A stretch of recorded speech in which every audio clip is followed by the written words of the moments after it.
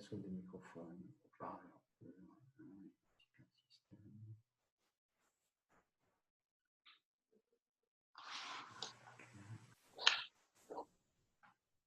bonjour.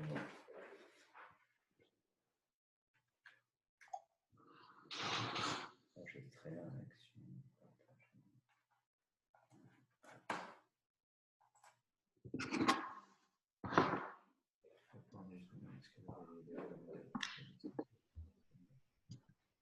Côte à côte.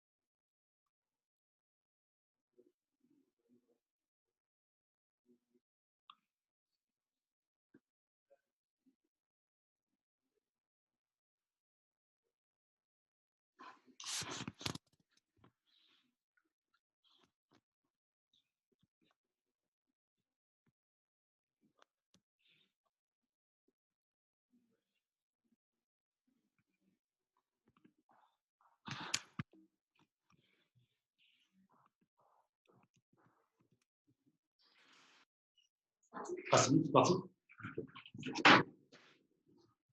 Bonjour à tous. Alors, je ne sais pas si vous m'entendez bien tous. Pas de retour. Je vais juste attendre que Caroline revienne. Caroline, c'est bon, on m'entend bien? Super. Bien, écoutez, merci d'être avec nous aujourd'hui. Bienvenue chez Amexego Patrimony. Aujourd'hui, on a décidé d'échanger sur une thématique que vous connaissez certainement bien, qui sont les SCPI. et plus particulièrement autour des stratégies de démembrement. C'est ce dont on va parler aujourd'hui plus particulièrement, sachant que le dernier webinaire que nous avions animé rentrait plus dans le détail des SCPI, des sous-jacents. Donc aujourd'hui, on s'attachera plus à parler de la stratégie de démembrement. Globalement, donc, le programme va se dérouler en 4 temps. Le premier, donc, on va rappeler rapidement le principe du démembrement de propriété. Certains sont peut-être experts parmi vous, d'autres un peu moins. Donc l'idée, c'est qu'on ait tous à peu près la même information. Puis nous verrons pourquoi les stratégies d'acquisition de parts de SCPI, en quoi elles peuvent être des stratégies d'investissement. Et nous verrons sur un troisième temps, donc en pratique, en quoi le démembrement peut être une stratégie d'investissement, donc pour constituer, valoriser et protéger un capital. On verra également en quoi elles permettent aussi d'anticiper, d'organiser et de préparer la transmission de son patrimoine. Et nous terminerons donc par les questions et les réponses. Voilà. Je propose de commencer. Rapidement par une présentation donc, du groupe Anaxago, pour ceux qui le connaîtraient moins ou ceux qui ne nous connaissent pas encore. Donc Anaxago, nous sommes une plateforme d'investissement plutôt spécialisée en equity. Anaxago a été créé en 2012 par 3 fondateurs. Les sujets essentiellement traités sont plutôt des sujets de biotech, medtech, fintech ou en immobilier de développement. Nous avons accompagné un peu plus de 230 projets et nous avons aujourd'hui investi pour un peu plus de 245 millions d'euros pour à peu près aujourd'hui 7000 relations qui nous font confiance aujourd'hui. Rapidement, donc depuis 2012, qu'est-ce qui s'est passé? On était historiquement plutôt axé sur des dossiers d'accompagnement pour des entreprises en phase de levée. Et puis, on s'est orienté vers 2014 sur des projets qui étaient plutôt orientés vers de l'equity immobilier. En 2018-2019, nous avons créé Anaxago, la société de gestion, la SGP, qui nous a permis donc de pouvoir créer un fonds, de pouvoir vous accompagner sur l'equity immobilier à l'intérieur d'un fonds. Nous avons en 2019 donc, créé Anaxago Patrimony, dont je suis fier de représenter aujourd'hui, où nous accompagnons donc en conseil et en gestion privée l'ensemble des clients investisseurs privés et parfois professionnels. Rapidement, quelques chiffres. Donc, ce qu'on a dit tout à l'heure, donc globalement, nous avons investi depuis la création un peu plus de 245 millions d'euros. Le chiffre est tout à fait à jour aujourd'hui. C'est plus de 230 participations avec à date plus de 78 sorties positives. Et sur les opérations d'écoute immobilier, nous sommes sur des rendements des TRI nets investisseurs qui sont en moyenne de 9, un peu plus de 9% par an. Cette slide qui vous permet de mettre un peu de visage sur qui nous sommes chez Anaxago. Vous avez à gauche l'équipe fondatrice avec Joachim Dupont, président d'Anaxago Capital. Vous avez Caroline Lameau qui est directrice générale sur la communication. Et on est assez fiers de rappeler que Caroline a été classée parmi les personnalités françaises les plus influentes dans le secteur de la tech. Ça, c'est une belle récompense. François, qui est président du groupe Anaxago et avec qui je collabore dans le développement de notre offre Patrimony. Vous avez chez les équipes d'investissement donc Alexandre Hérault et Pierre Baudouin pour la partie venture capital et la partie equity immobilier. Et puis sur le développement, donc Charles Winkler qui est en charge de développer les distributeurs externes et moi-même donc sur la partie Patrimony conseil. Alors, ce slide, avant de commencer sur le démembrement, c'est simplement rappeler rapidement l'état du marché des SCPI aujourd'hui. C'est un peu plus de 191 SCPI en France. 96 sont essentiellement typés sur des thématiques tertiaires, entre du bureau, du commerce, avec des thématiques différentes. Ça peut être du bureau pur, ou de la santé, de l'éducation et autres. Vous avez 95 SCPI à thématique résidentielle et seulement 5 qui sont pure players résidentiels, les autres étant plutôt des SCPI à capital fixe qui vont traiter plutôt des sujets de défiscalisation. La capitalisation aujourd'hui des parts de SCPI sur le marché français, c'est un peu plus de 65 milliards d'euros. Pour le mettre en proportion de l'épargne globale française, représente aujourd'hui un peu plus de 3 500 milliards d'euros. Donc vous voyez qu'en termes d'économie d'échelle, il y a encore un peu de place. Les rentabilités sur cette classe d'actifs ont été en moyenne sur l'année 2019 à 5,60, qui intègre donc la distribution et qui intègre également la valorisation des parts. Donc 4,40 plus 1,20, ce qui nous donne donc en moyenne sur le marché français une rentabilité moyenne de 5,60 pour l'ensemble des SCPI. Alors, ce que je vous propose, c'est qu'on passe sur le principe du démembrement, parce qu'on va employer pas mal de mots un peu barbares, qui ne sont pas toujours évidents à appréhender pour tous. Donc, petit rappel, le Code civil nous rappelle l'article 544 qui nous donne la définition de la propriété. On rappelle que c'est un droit de jouir, de disposer des choses de la manière la plus absolue. L'article 543 du Code civil qui nous rappelle les 3 attributs essentiels de droit relatifs à la propriété, que l'on va distinguer donc, sur le terme d'usus, de fructus et d'abusus. Voilà.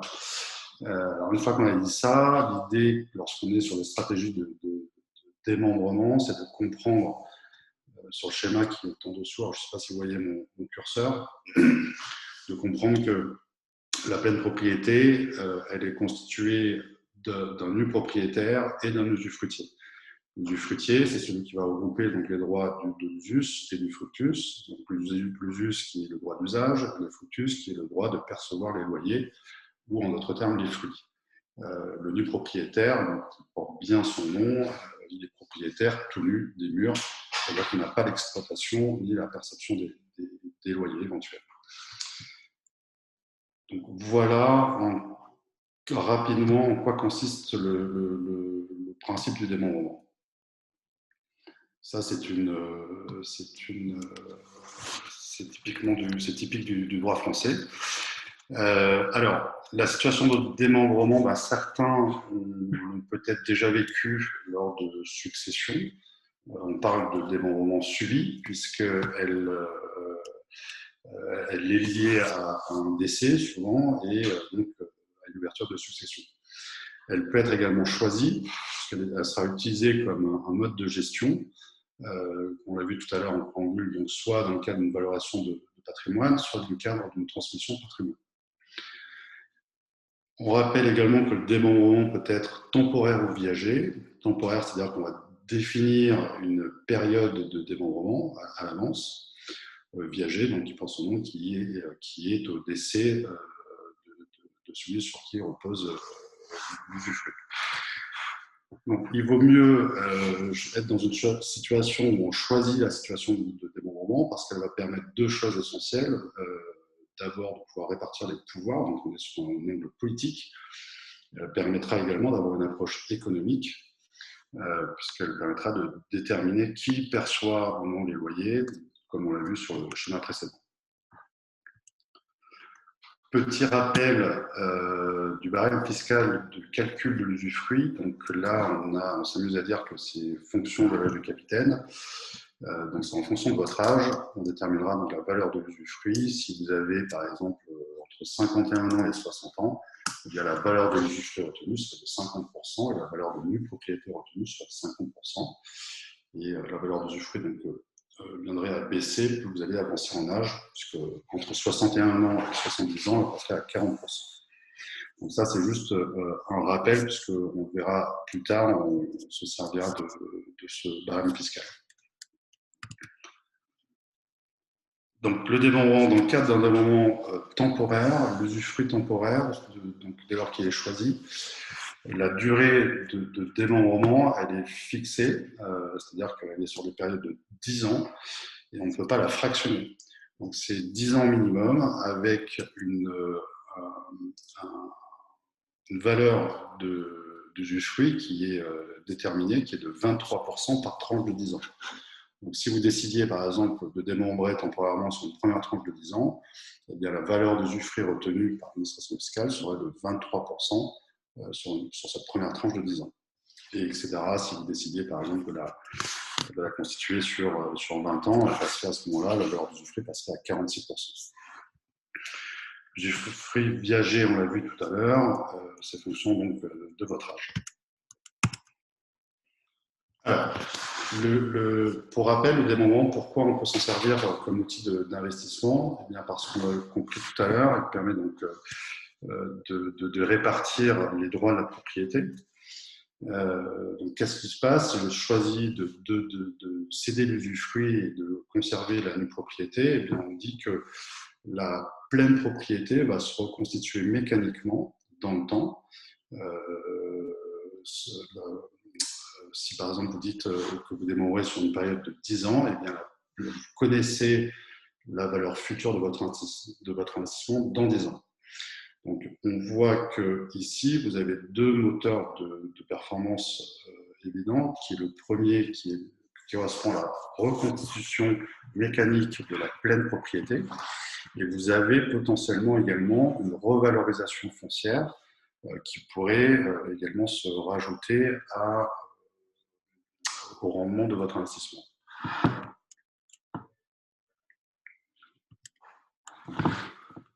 Alors, pourquoi un outil d'investissement? Parce que lorsque vous achetez la nue propriété, en réalité, lorsque vous portez acquéreur uniquement de la quote-part de nue propriété, eh bien, vous abandonnez donc la possibilité de percevoir les loyers et donc vous allez bénéficier d'une décote.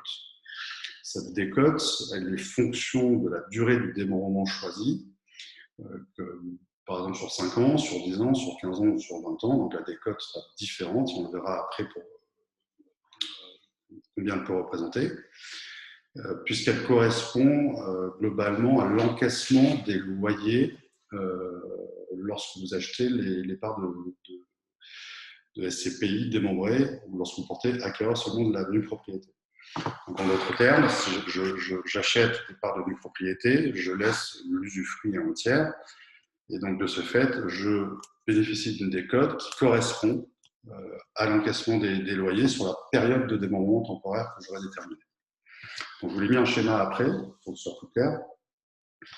La valeur de nue propriété au départ, elle va osciller entre 55 et 70% de la valeur de pleine propriété. Et donc, l'autre partie qui correspond donc au loyer que vous n'allez pas encaisser. Et donc, cette partie de loyer, en réalité, correspond au montant de la décote sur la période de démembrement choisie. Donc, vous percevez, c'est comme si vous perceviez immédiatement l'intégralité des loyers que vous auriez dû percevoir sur une période, par exemple, de 10 ans, si vous aviez décidé de démembrer sur une période temporaire d'une dizaine d'années. Ça permet quoi? Ça permet, on parle de sécurisation des loyers. Pourquoi? Parce que le premier, on vient de le voir, il vous permet d'encaisser immédiatement l'intégralité des loyers, plutôt que de les percevoir régulièrement tous les mois ou tous les trimestres. Et bien là, vous allez les recouvrer de façon immédiate et pour l'intégralité des loyers sur la période sur laquelle vous allez céder l'usufruit. Et puis on rappelle également qu'il n'y a pas de fiscalité, puisqu'il n'y aura pas de perception de loyer mensuel ou trimestriel. Donc d'une part, vous encaissez des loyers immédiatement, et d'autre part, vous n'avez pas de fiscalité sur ces revenus fonciers, puisque ces loyers sont à considérer comme décote. Ce qui permet d'avoir une double sécurisation des loyers sur la période de démembrement. Donc là, petit rappel des avantages du démembrement. Rapidement, ça me permet de maîtriser ma fiscalité sur la période d'investissement, puisque donc je n'ai pas d'impact à l'IR. La nue propriété sort également de l'actif de l'IFI. Il n'y a pas d'actif à intégrer dans la déclaration d'IFI éventuelle que vous auriez à faire. Et puis, vous n'avez pas à supporter les taxes foncières éventuelles. Ça me permet quoi également? Ça me permet de valoriser mon capital, puisque comme je bénéficie d'une décote à l'acquisition, je connais la valeur future de mon investissement, puisque je vais pouvoir bénéficier du mécanisme de reconstitution de la pleine propriété sur la durée de développement que j'aurais déterminé au départ. Je rappelle également que cette reconstitution de la pleine propriété, eh bien, elle échappe, elle n'est pas considérée comme de la plus-value immobilière, et que la seule plus-value immobilière qui serait éventuelle serait sur une valorisation foncière de l'actif sur cette période de développement. Elle me permet également d'anticiper, d'organiser ma stratégie patrimoniale. Donc, on l'a vu tout à l'heure sur le point de vue politique et économique. Je vais pouvoir anticiper et optimiser la transmission vers mes ayants droit. Sur le slide suivant, là c'est simplement pour rappeler les contraintes éventuelles. Donc, je tiens à rappeler que la première des choses, c'est de bien s'assurer que le projet est en adéquation avec la stratégie que vous allez définir. La deuxième, c'est qu'on est sur une situation qui est figée dans le temps, puisque qu'on soit sur un démembrement viager ou qu'on soit sur un démembrement temporaire, il y a quand même une notion de durée, et que donc sur cette période de démembrement, il y a ce qu'on appelle donc un risque de liquidité, puisque vous ne pourrez pas récupérer le capital. Le calcul de la reconstitution de la pleine propriété, il faut comprendre également qu'elle est basée sur la valeur de l'actif au jour de l'acquisition. Donc il pourrait y avoir également une baisse du marché de l'immobilier demain, soit au terme du démembrement, soit mon décès si nous étions dans le cadre d'un démembrement viager, et que donc il faut bien comprendre qu'il n'y a pas de garantie de capital. Ça permet d'avoir une bonne visibilité sur la valeur future, mais il faut comprendre également que l'actif sous-jacent tangible, ça reste quand même un bien immobilier. Et enfin, veiller à la notion d'abus de droit, c'est-à-dire que certes, on l'a vu tout à l'heure, c'est une stratégie qui permet de s'organiser et d'anticiper, mais il faut le faire bien évidemment dans le cadre du champ d'application qui est permis par les textes. Alors, ce que je vous propose maintenant, c'est de passer sur les cas pratiques. On va voir 3 cas pratiques. Je rappelle toujours en préambule qu'effectivement, bien vérifier que l'objectif soit bien aligné avec la stratégie. On va avoir 3 cas pratiques. Le premier qui sera donc orienté plutôt sur comment je peux utiliser cette stratégie pour valoriser un patrimoine sur une durée déterminée. Le deuxième cas qu'on évoquera, c'est une stratégie pour aider les enfants qui vont rentrer en études supérieures. On le sait, si les enfants sont souvent de grands bonheurs, ils sont aussi à un certain âge source de grandes dépenses et qu'il va falloir s'y préparer. Et enfin, le dernier cas qui sera comment je peux organiser de mon vivant, comment je peux anticiper la transmission d'une partie de mon patrimoine vers mes ayants droit. Donc là, on sera sur un cas standard avec des ayants droit qui sont des enfants. Je vous propose de passer sur le premier cas, donc comment je peux valoriser mon patrimoine. Là, on a pris un exemple qu'on peut rencontrer assez fréquemment. Donc là, c'est le cas où je suis en activité, je veux préparer des revenus complémentaires, mais différés, sans alourdir ma fiscalité immédiate, puisque je suis en activité, donc j'ai des sources de revenus, j'ai une imposition, et je comprends que si je me verse des revenus supplémentaires, eh bien j'aurai une imposition qui viendra renier le rendement de mon investissement. Et la contrainte, c'est que j'ai mes 2 enfants qui sont majeurs, qui sont installés dans la vie, qui souhaitent se lancer dans leur première acquisition de résidence principale immobilière. Je souhaite les aider pour 80 000 € chacun. Comme ça, il n'y aura pas de jaloux, chacun percevra 80 000 € et ils pourront s'en servir donc, pour acquérir leur première résidence principale. Donc, j'ai un objectif à très court terme qui est de pouvoir aider mes enfants dans l'acquisition de leur résidence principale. Et j'ai un objectif qui est à plus long terme, un objectif différé, qui est de me constituer des revenus complémentaires lorsque je passerai en retraite. L'objectif, c'est de dégager à peu près 1 000 € de revenus mensuels complémentaires dans 10 ans, puisque j'ai estimé que je pourrais partir en retraite dans une dizaine d'années. Je dispose aujourd'hui d'un capital dédié à ce projet de 400 000 € et je cherche à optimiser ces deux objectifs. Le premier immédiat, il a 2 enfants, et le deuxième, à plus long terme, dans 10 ans, qui est une source de revenus complémentaires. Donc, en pratique, qu'est-ce qu'on va pouvoir faire? Le premier, c'est déjà bien calibrer le besoin, c'est-à-dire que je sais que je vais avoir besoin d'un capital dans 10 ans qui me permettra de générer 1 000 € de revenus complémentaires par mois. Donc, je sais globalement que dans 10 ans, il faut que j'ai un capital peu ou prou égal à environ 350 000 €. Donc là, il va falloir que je calibre aussi le capital investissement de départ. Il faut aussi que je challenge le risque que je suis prêt à embarquer dans cette stratégie pour maximiser la probabilité de pouvoir atteindre cet objectif. Et je tiens compte de l'objectif immédiat qui veut dire il va falloir que j'ai des caisses en tout 160 000 € pour pouvoir aider immédiatement ou très prochainement mes 2 enfants qui sont dans la résidence principale. Alors, qu'est-ce que je peux faire?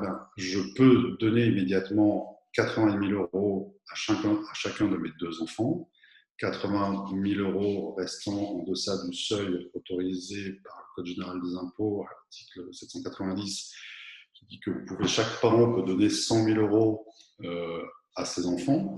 Donc là, il n'y aura pas de droit de mutation à titre gratuit à devoir régler. Il faudra en revanche déclarer cette donation soit à l'aide de votre notaire, soit directement auprès du centre du Trésor public dont vous dépendez. Et donc, après avoir fait cette donation, il me restera un capital de 240 000 €.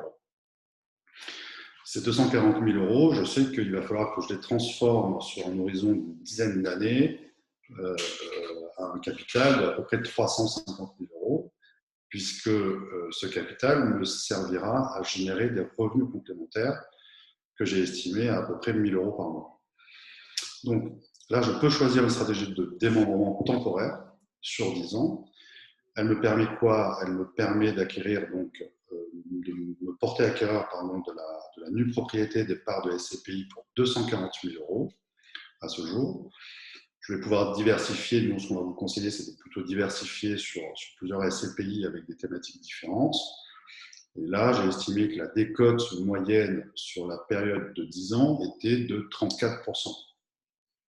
Donc, si on fait le calcul à l'envers, ça nous permet de calculer rapidement, de donner une bonne visibilité sur la valeur future de votre investissement qui sera en valeur reconstituée de pleine propriété de 363 000 € dans une dizaine d'années, ce qui correspond à un moyen annuel de l'ordre de près de 4,24% net par an sur la période de 10 ans. Et donc, à terme, une fois que le capital sera constitué, vous pourrez donc soit décider de conserver la pleine propriété des parts de SCPI et de commencer, puisque le besoin sera présent, à percevoir les loyers issus de cet investissement, donc au travers de SCPI, parce que vous en aurez retrouvé la pleine propriété. Alors, là, c'est le schéma pour que ce soit un peu plus clair, parce que c'est toujours plus parlant. Donc, je reprends, encore une fois, je ne sais pas si vous voyez ma souris, l'idée c'est plus de se dire, voilà, je suis en 2020, j'ai 400 000 €, on se rappelle de 2 objectifs. Le premier immédiat qui était, je veux donner, donc aider mes enfants, je donne 80 000 € à chacun de mes enfants, donc là je suis sur un tour manuel. Ça, je peux le faire immédiatement, on va considérer qu'on est déjà en 2021.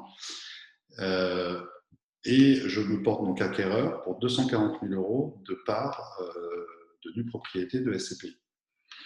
Donc on l'a vu tout à l'heure, qu'est-ce qui va se passer? Eh bien, je vais bénéficier de la reconstitution mécanique pour atteindre donc la pleine propriété de mon bien dans 10 ans, d'ici 2031, l'âge à laquelle j'estime que je partirai en retraite. Donc, entre 2021 et 2031, je suis toujours en activité, je perçois mes salaires.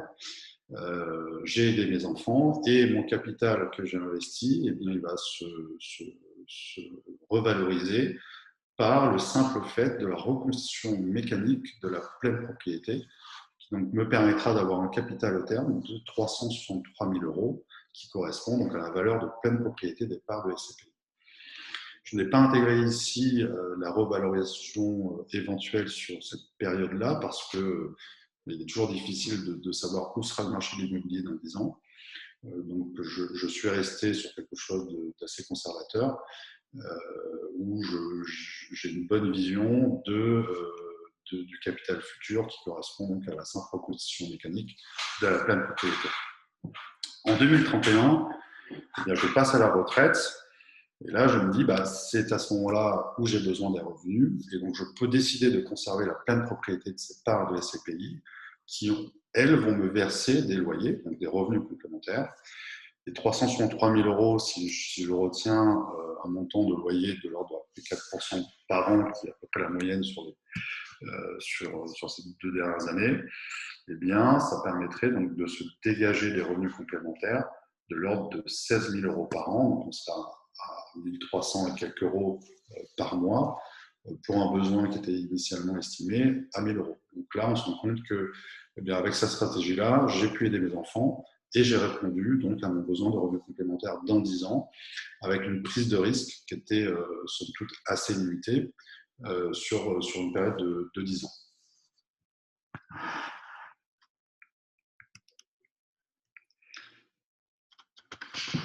Alors, le deuxième cas pratique qui est l'aide aux enfants. Là, je me suis cantonné à un seul enfant pour que ce soit un peu plus simple. Je voudrais qu'elle puisse être répliquée à l'ensemble de vos enfants, du moins si vous en avez. Alors là, c'est l'exemple où je sais que mon enfant va commencer ses études supérieures. Je dispose toujours d'un capital de 400 000 €. Et j'estime que les revenus dont il aura besoin seraient de l'ordre de 1 300 € par mois, qui vont permettre de couvrir d'une part ses charges de logement pour partie ou grosse partie, et puis également ses charges de vie courante, puisqu'il va bien falloir qu'il... Donc 1 300 € par mois, c'est à peu près beaucoup ce dont il a besoin pour pouvoir assurer ses études supérieures. Alors là, qu'est-ce que je peux faire? Toujours pareil, je peux choisir donc une stratégie d'évanouement de la propriété. Je me porte acquéreur de parts de SCPI, de rendement cette fois-ci, pour 400 000 €. Et je choisis de donner temporairement, de constituer temporairement sur la tête de mon enfant, donc un usufruit. Cet usufruit, on l'a vu tout à l'heure, il est fixé par la loi, puisqu'elle rappelle que sur une tranche de 10 ans, la valeur d'usufruit est de 23%. Donc je vais pouvoir donner une valeur d'usufruit, constituer un usufruit sur la tête de mon enfant à hauteur de 23%, et moi je conserverai donc la nue propriété de ce capital à hauteur de 77%. Qu'est-ce qui se passera à la suite de cette opération? Eh bien, ça permet à mon enfant de pouvoir disposer des revenus issus du capital sur l'ensemble des 400 000 €. 400 000 € vont générer globalement environ 1 500 € bruts mensuels. Ça, c'est toujours sur une base de à peu près 4,5% de rendement locatif. Sans que je doive, moi, sortir sur mes flux de trésorerie issus de mon activité. Donc, j'ai un capital conséquent, je veux en garder la pleine propriété, mais en même temps, sur cette laps de temps, je sais que lui va avoir besoin de revenus. Et donc, je vais réorienter les revenus issus de ce capital vers mon enfant qui en a besoin pour couvrir ses dépenses d'études supérieures. Ça me permet également, si je suis à l'IFI, de sortir de la base taxable de l'IFI pendant la durée de 10 ans. Ça, c'est un petit plus. Et puis, si mon enfant est majeur, qu'il est toujours rattaché à mon foyer fiscal, je pourrais aussi décider de le détacher de mon foyer fiscal plutôt que de déclarer une prime pour une aide, en tout cas à mon enfant, puisque la déduction des aides pour les enfants majeurs est plafonnée à un peu plus de 5 700 € par an. Là, le fait de le détacher, eh bien, ça permet donc de rattacher la fiscalité issue des revenus locatifs sur la situation fiscale de mon enfant qui ne sera pas peu fiscalisée, puisque ça sera donc sa seule source de revenus. Qu'est-ce qui se passe au terme des 10 ans? Une fois qu'il a fini ses études supérieures, il a fait un parcours brillant, il va se lancer dans la vie active, et bien moi, ça me permet donc de pouvoir récupérer la pleine propriété du capital, et donc les 400 000 € me permettront, moi, soit de continuer à percevoir les revenus de cet investissement, ou alors de pouvoir repositionner ou réarbitrer ce capital vers d'autres actifs ou d'autres projets. Alors, en schéma, ça donne quoi? Toujours pareil, donc là, je suis dans le cas où je veux aider mon enfant. On a vu tout à l'heure que je constitue un usufruit sur la tête de mon enfant, qui sera donc donc une valeur d'usufruit de 92 000 €, et moi, je conserve la nue propriété. Mon enfant percevra donc des loyers qui sont estimés à peu près 18 000 € par an, qui lui permettront donc de pouvoir s'assumer financièrement sur la période d'études supérieures. Et moi, donc nu propriétaire, d'avoir la certitude de pouvoir récupérer 100% de la pleine propriété dans 10 ans.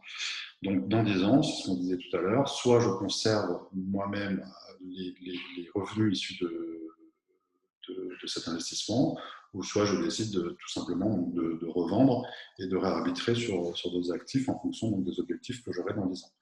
Et là, on voit bien qu'il n'y a pas de déperdition de capital. J'ai détaché simplement les revenus, j'ai constitué un usufruit sur la tête de mon enfant. Ça lui permet pendant toute cette période, effectivement, d'assurer son besoin financier d'études supérieures. Et je redeviens donc plein propriétaire de 400 000 € au bout des 10 ans. Une fois encore, donc je n'intègre pas la possible revalorisation foncière sur cette tranche de 10 ans. On peut quand même penser que les actifs immobiliers devraient se revaloriser sur cette période-là. Donc ça, c'est une solution qui est utilisée dès lors que vous avez du capital, de l'excédent en tout cas de capital. C'est une solution qui peut être envisagée quand vos enfants commencent à vous coûter cher lorsqu'ils rentrent en études supérieures. Le troisième exemple, qui était de dire bien comment je peux me servir de cette stratégie de développement pour commencer à organiser, à optimiser la transmission de mon patrimoine.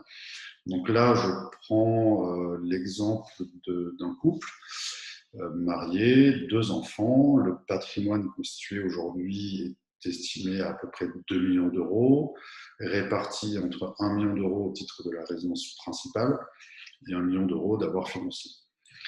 J'ai 63 ans et mon conjoint 66 ans. Et donc, je commence à me poser la question. Je me dis, on est sur une phase plutôt de préservation de capital et de transmission. Mais je veux également pouvoir m'assurer d'être parfaitement autonome, mon conjoint et moi-même, pendant toute la vie qui reste à faire. Donc, je veux pouvoir me constituer des revenus complémentaires, mais je veux également anticiper la transmission de mon capital. Donc, la stratégie ici de démembrement, elle va permettre de répondre à cet objectif, puisqu'elle permet d'une part d'anticiper l'organisation de la transmission future. Elle va permettre également de répondre à la volonté d'égalité du vivant et au décès. L'égalité, c'est une question importante parce qu'on nous la pose assez régulièrement. Quand on souhaite donner, eh bien, la première question qu'on va poser, c'est à quand souhaitez-vous l'égalité? Est-ce que vous la voulez pendant ou après? En général, quand on a des enfants, l'égalité, on la veut pendant et après le décès. Elle permettra également d'optimiser le frottement fiscal successoral futur. On verra sur le slide suivant. Elle permettra également donc, de conserver de mon vivant, de notre vivant, les revenus issus du capital qui nous permettra d'être autonome financièrement pendant toute la durée de vie pour mon conjoint et moi-même. Alors, cette stratégie, elle va me permettre quoi? Donc, je vais pouvoir me porter à cœur, toujours pareil, donc de part de SCPI. Là, on ne rentre pas dans le détail de quel SCPI, simplement le véhicule d'investissement, que je vais pouvoir démembrer de manière viagère, donc avec mes deux enfants. Donc, on se rappelle, plus haut, on a vu la règle de calcul de l'usufruit et fonction donc, de l'âge du capitaine. Donc, on a vu tout à l'heure qu'on était dans le cas où j'avais 63 ans, le couple avait 63 et 66 ans. Donc, on est sur une répartition où la valeur d'usufruit retenue est de 40%, et la valeur de nue propriété est de 60%. D'accord ? Donc, sur le capital qui était disponible à ce projet de 600 000 euros, cette fois-ci, eh bien, je peux décider de donner tout de suite, par anticipation, sous forme de donation-partage, par exemple, à mes deux enfants. Donc, sur les 600 000 euros, calculer donc, quelle est la valeur de nue propriété que je vais pouvoir donner immédiatement à mes enfants. Donc, on se rappelle également de l'article 790 du Code général des impôts qui rappelle que vous bénéficiez d'un abattement de 100 000 euros par parent et par enfant, ce qui veut dire que dans le cas présent, l'abattement serait au total de 400 000 euros. Eh bien, là, on voit bien que la valeur fiscale de nue propriété est inférieure à l'abattement admis de 400 000 euros, puisque la valeur de fiscale de nue propriété représentera donc 360 000 euros.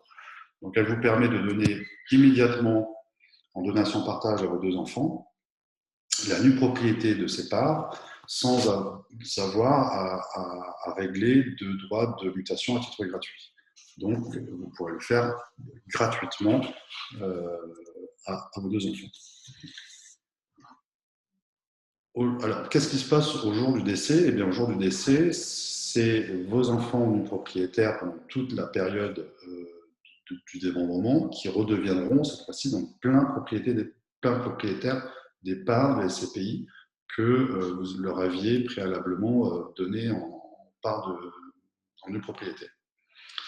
Donc la valeur transmise à terme, elle est de 600 000 euros pour une valeur fiscale retenue au départ de 360 000 euros. Donc en fait, ça va vous permettre de donner à la fin beaucoup plus que ce que vous auriez pu donner au départ. Sans avoir, donc, je vous rappelle, à payer de droits de mutation à titre gratuit. Les parents, pendant toute la période de vie, bien, pourront percevoir les loyers puisqu'ils resteront usufruitiers.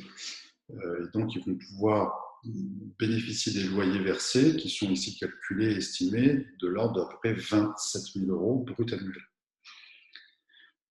Si je suis dans cette situation et si je ne fais rien, si je décidais de ne rien faire, eh bien, les droits de succession estimés au moment du décès seraient de l'ordre, en tout cas sur un patrimoine constant, à 2 millions d'euros.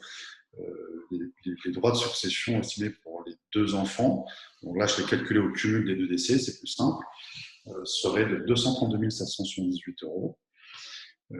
Et dans le cas présent, si je décide de démembrer de façon viagère ces parts de SCPI, eh bien, ça me permet donc de transmettre 600 000 euros et donc de dégager 600 000 euros de mon actif successoral.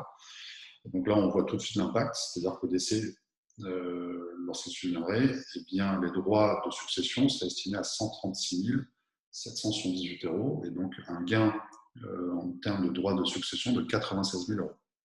Donc, ce qui n'est quand même pas neutre. Je vais vous le présenter, on va le revoir sous forme de schéma parce que c'est toujours plus parlant. Donc là, je rappelle le cas, monsieur, madame, conjoint 1, conjoint 2, le patrimoine en commun, résidence principale, actif financier pour 2 millions d'euros et les ayants droit en représentation qui sont les deux enfants, enfant 1 et enfant 2. Si je ne fais rien et que le décès survient maintenant, au cumul des deux décès, donc monsieur et madame, eh bien, les droits de succession sont calculés à 232 778 euros, donc à devoir pour les deux enfants. Je décide de m'organiser et d'anticiper. Donc, on reprend ce qu'on s'est dit tout à l'heure. J'ai toujours ce même capital disponible pour ce projet. Je décide donc de démembrer de façon viagère le sépare de SCPI. Je donne donc la nue propriété immédiatement à mes enfants, soit 180 000 € par enfant, ce qui nous fait donc un total de 360 000 €. Je rappelle qu'ils sont donc en deçà des abattements autorisés de 400 000 €, donc qui vous permettent de ne pas payer de droits. La valeur d'usufruit retenue pour les parents est de 220 000 € au jour de la donation. On rappelle également qu'il est important, donc, au jour de la donation, de déclarer cette donation, et donc on va plutôt vous préconiser de vous rapprocher, toujours pareil, de votre notaire, qui vous permettra de vous accompagner sur cette opération, ou en tout cas d'être accompagné par un conseil spécialisé dans ce type de montage dont nous faisons partie. Alors, on voit que sur la période de démembrement temporaire, démembrement viager, les parents vont pouvoir donc maintenir des revenus complémentaires et qui montent de l'ordre de 18 000 € par an. Non, excusez-moi, alors, pour le coup, il y a une coquille, c'est 27 000 €. Donc là, il faut lire 27 000 € puisque les revenus sont bien calculés sur 600 000 € de capital investi. Donc, les parents usufruitiers perçoivent les loyers sur 600 000 € et donc 25 000 € de revenus complémentaires par an jusqu'au décès de l'un ou de l'autre, ou des deux. À la fin, qu'est-ce qui se passe? Eh bien, les enfants redeviennent plein propriétaires des parts de SCPI. On a donc anticiper la transmission. Les enfants n'ont rien à payer sur ce capital qu'ils recevront en pleine propriété. Ils pourront donc décider soit de conserver les parts de SCPI qui continueront de toute façon à générer des loyers, ou alors à céder tout ou partie de ce capital pour répondre à d'autres projets.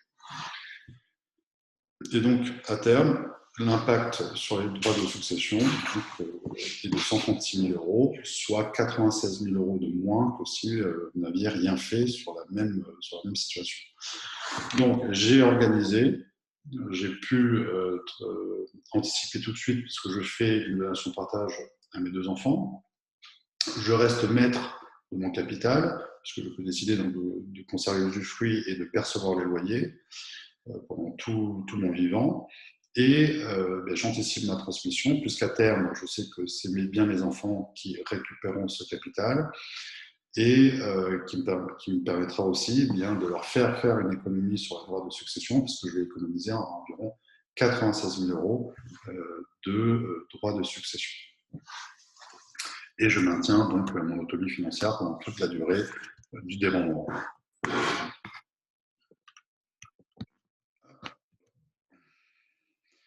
Voilà, donc là on a vu les trois cas. Il y aurait aussi d'autres possibilités à envisager.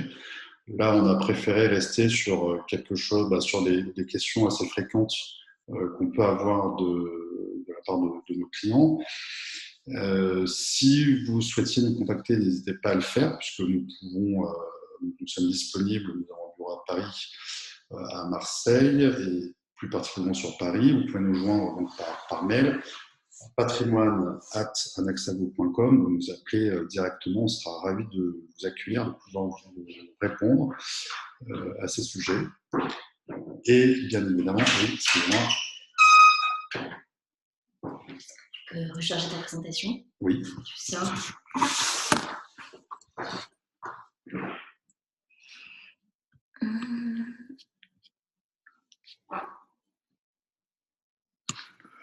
C'est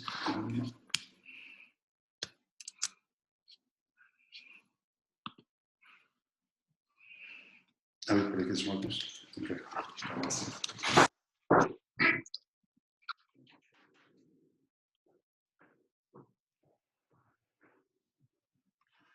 Je vais charger. J'espère que tout le monde voit bien. Alors, donc, ce que je vous propose, c'est qu'on passe aux questions et aux réponses si vous aviez des questions par rapport à ce qu'on vient de voir.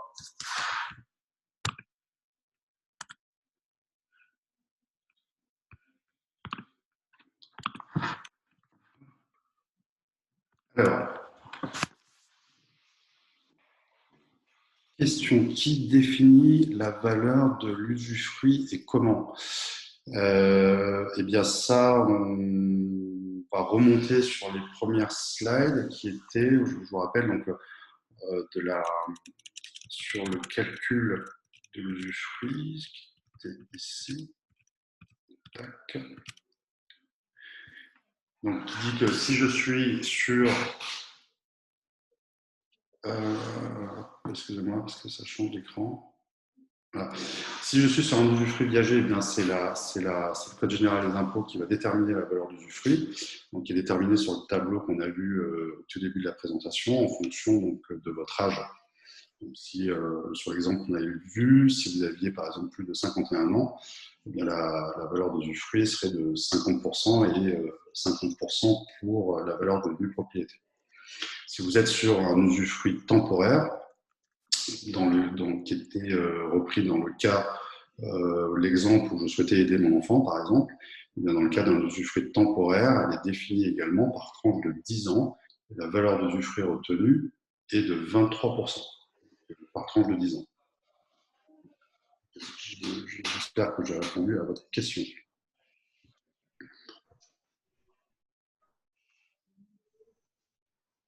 Alors, y a-t-il des conséquences de la reconstitution dans une société à l'impôt, à l'IS?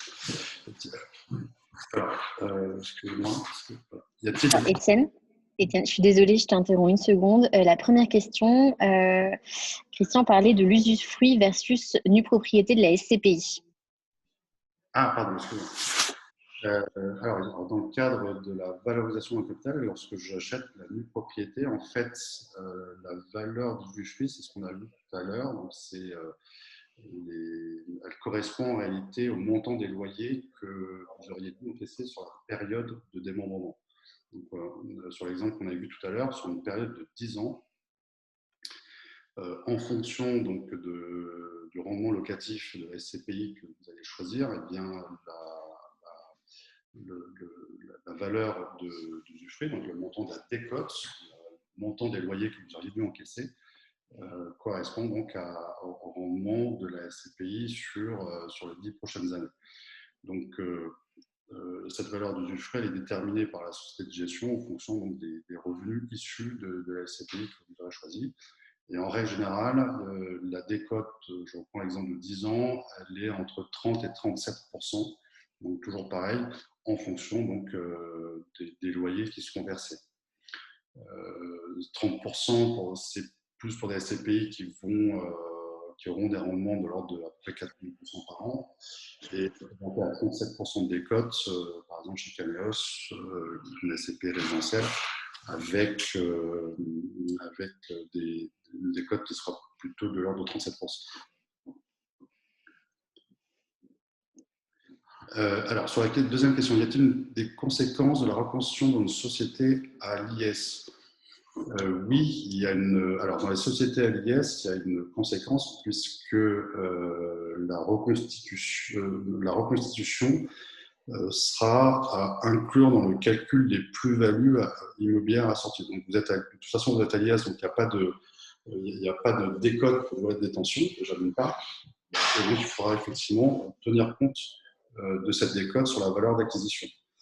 Donc il peut y avoir effectivement un impact fort si vous étiez dans le cadre de cette stratégie dans une société à l'IS. Nous, on aura plutôt tendance, en tout cas sur cette partie-là, à plutôt envisager des stratégies où vous allez acheter au travers de votre société à l'IS, le holding à l'IS par exemple, plutôt acheter des usufruits. La revente de la nue propriété est-elle possible? Oui, elle est possible. Par contre, bien, on sera soumis donc, à un marché de gré. Donc, il faudrait qu'en face, vous ayez un acheteur qui se porte acquéreur des parts de nue propriété sur la durée résiduelle restant à courir. Donc, la liquidité sur des opérations de démembrement, c'est ce qu'on a vu aussi un peu plus haut, elle est quand même moins importante que si vous l'achetez en pleine propriété, puisqu'elle est soumise à la contrainte de trouver une contrepartie qui accepterait donc d'acheter la nue propriété sur la durée résiduelle restant à courir. Peut-on faire l'opération sur 5 ans? Oui, c'est parfaitement possible sur 5 ans. Donc là, toujours pareil, je me porte acquéreur de part de SCPI en nue propriété, donc j'achète simplement la quote-part de nue propriété. Sur 5 ans, vous aurez également une décote qui sera calculée. Alors sur 5 ans, je n'ai plus les barèmes en tête, mais on devrait être entre 15 et 20%. Mais si vous souhaitez qu'on rentre un peu plus dans le détail, je vous invite donc à me contacter. Je peux donner l'usufruit à mon enfant sans le sortir de mon foyer fiscal. Oui, tout à fait, vous pouvez donner l'usufruit à votre enfant. Donc là, c'est sur le cas d'aide d'un enfant qui est entré dans le cas de l'étude supérieure. Vous pouvez le faire. La seule chose, c'est que s'il est rattaché à votre foyer fiscal, les revenus qu'il percevra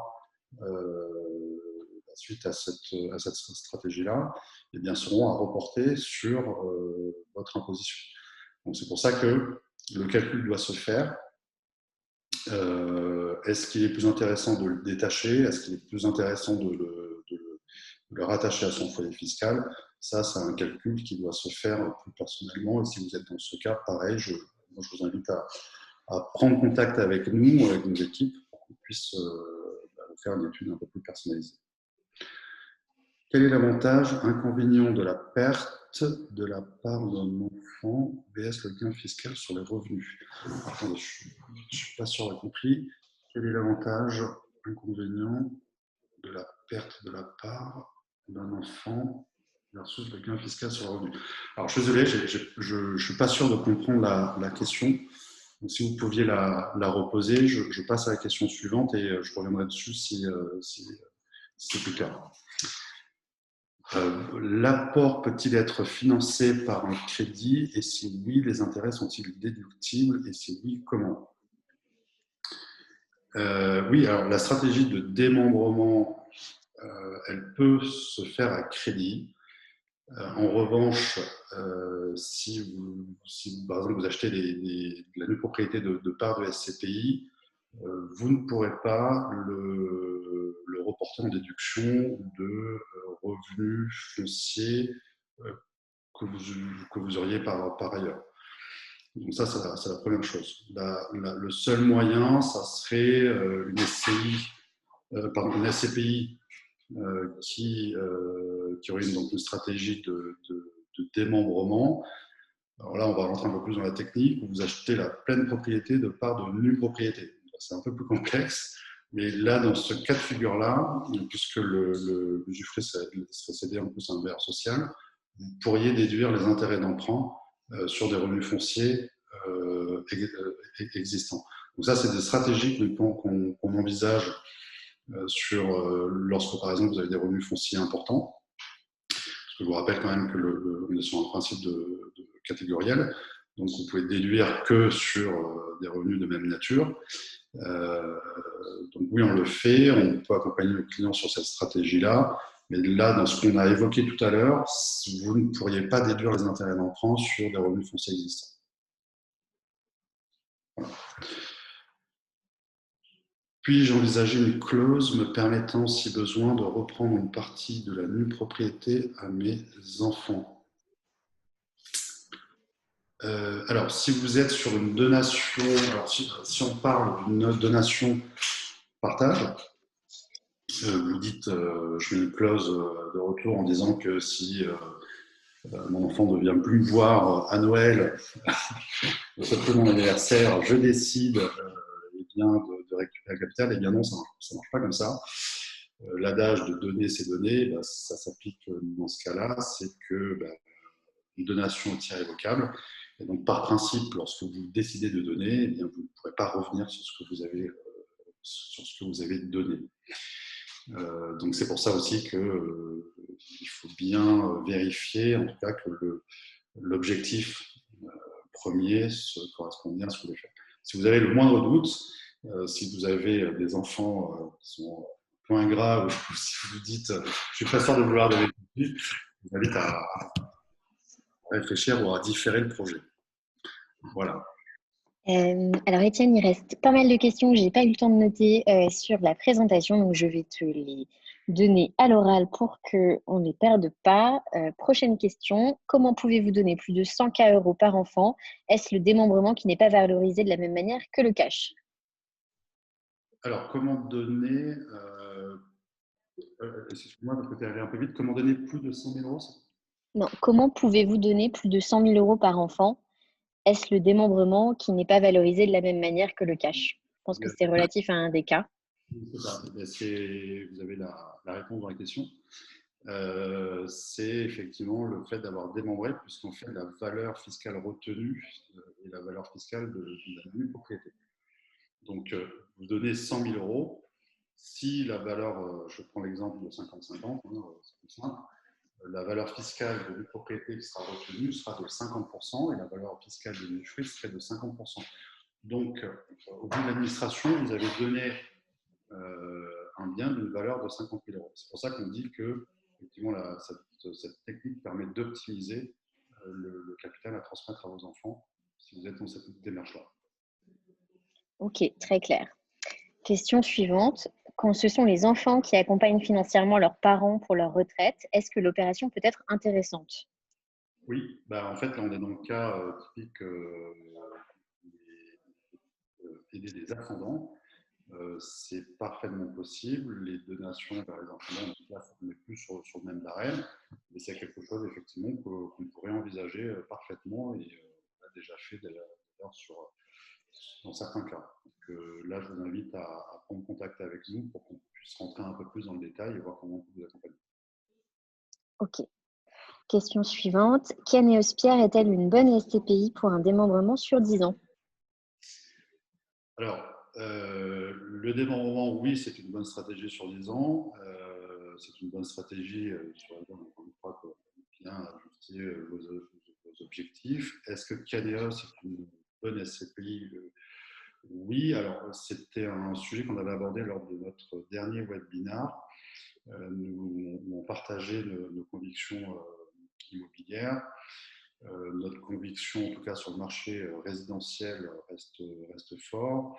Et Kianéos peut être un bon sous-jacent, puisqu'elle va vous permettre d'encaisser tout de suite les loyers issus de cette SCPI, qui sont aujourd'hui de l'ordre d'un peu plus de 6,80 et normalement qui devrait pouvoir verser pendant les années qui viennent plus de 6%. Donc, si vous êtes dans cette stratégie de valorisation, c'est vrai que Kianéos, ça peut être une bonne opportunité parce qu'elle va vous permettre d'encaisser tout de suite les 6,80 de loyer afférents sur une période de 10 ans. Et en plus de ça, eh bien, vous n'aurez pas à supporter de fiscalité sur les revenus fonciers que vous aurez encaissés sous forme de décote. Donc oui, c'est une stratégie à envisager. Et pareil, je vous invite à nous contacter si vous souhaitiez avancer. Ok, très clair. Question suivante. Peut-on acheter des parts de SCPI en nue propriété pour 10 ans, puis, lors de la récupération de la pleine propriété, de nouveau le démembrer pour laisser l'usufruit à un enfant pour l'aider 10 ans pendant ses études? Y a-t-il un intérêt fiscal, revenu foncier, si l'enfant reste dans le foyer fiscal? Alors là, il y a 3 étapes. Pour vous répondre rapidement, oui, c'est parfaitement faisable. Et oui, c'est une bonne stratégie. Là, on va se projeter sur des périodes d'investissement vingtaine d'années. Donc, nous, en général, on travaille sur une tranche d'une dizaine d'années. Mais vous avez raison, vous pouvez tout à fait envisager une stratégie de valorisation pour les 10 prochaines années. Si votre enfant a 10 ans, hein, par exemple. Dans 10 ans, il aura 20 ans, vous aurez un capital constitué. Et là, vous pourriez décider, puisque vous allez récupérer la pleine propriété de départ, de le redémembrer, mais là, d'un point de vue civil, entre vous et votre enfant. Donc, vous allez pouvoir donner l'usufruit donc, à votre enfant qui aura besoin, lui, à ce moment-là, de revenus complémentaires. Et la fin de la question qui m'a échappé, excuse-moi Caroline, qui était... Y a-t-il un intérêt fiscal, revenu foncier, si l'enfant reste dans le foyer fiscal? Donc ça, c'est la question qu'on a vue tout à l'heure. Oui. Ça doit se calculer. Moi, je vous invite à me contacter. Ça doit se calculer. Le fait de le détacher, en tout cas, ce qui est certain, c'est que le fait de le détacher eh bien, ça permet, si vous voulez, je prends l'exemple de 12 000 € de revenus fonciers. Si on est sur 12 000 € de revenus fonciers, on peut imaginer que votre enfant, dont ça sera la seule source de revenus, ne sera pas ou peu, très peu imposé au titre de l'IR. Donc, si en revanche, il est rattaché à votre foyer fiscal, il va repasser par votre feuille d'imposition, et donc il va alourdir votre situation fiscale, et donc il y aura plus de frottement fiscal au terme. Donc il faut le calculer. Pour ça, je vous invite à me contacter. Question suivante. Quid d'investir à travers une structure soumise à l'impôt sur les sociétés, une holding familiale patrimoniale, pour faire ce type d'investissement?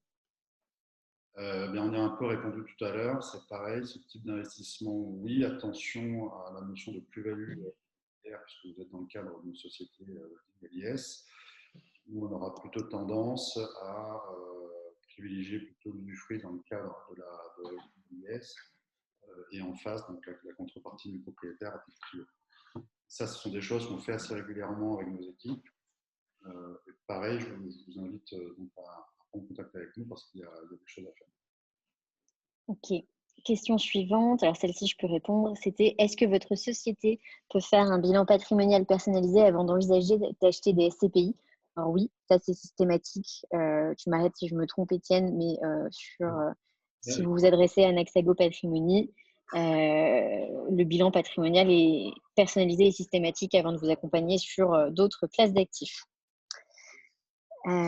Question suivante. Montage avec des SCPI généralement achetés à crédit avec levier bancaire ou cash only? Excuse-moi, montage avec, je n'ai pas entendu la suite. Montage avec des SCPI généralement achetés à crédit avec levier bancaire ou cash only? Alors, en fait, encore une fois, c'est tout dépend de l'objectif, tout dépend des moyens que vous avez. Soit vous dites, moi, je veux valoriser sur une période d'investissement déterminée, et les moyens que vous avez à disposition sont tous des fonds de trésorerie. Là, on sera plutôt sur une logique du crédit. On l'a évoqué sur le dernier webinaire, qui était donc de se dire comment je fais pour optimiser mes flux financiers en levant de la dette, et donc en utilisant l'effet de levier. Le cash, lui, va plutôt servir justement dans ces stratégies de démembrement, puisqu'il permet de valoriser ou de répondre à d'autres objectifs. Ok. Question suivante. Comment gère-t-on la SCPI pendant l'usufruit temporaire? Arbitrage. Comment gère-t-on la SCPI? Ouais. Excuse-moi. Comment gère-t-on la SCPI au cours de l'usufruit temporaire? Je pense qu'il y a des sujets d'arbitrage, c'est la question. Voilà, il n'y a pas de gestion d'usufruit lorsque vous faites un développement temporaire, lorsque vous constituez un usufruit sur la tête de votre enfant. Donc là, je reviens sur l'exemple que j'ai dit tout à l'heure, qui était l'aide à un enfant qui va avoir besoin de revenus.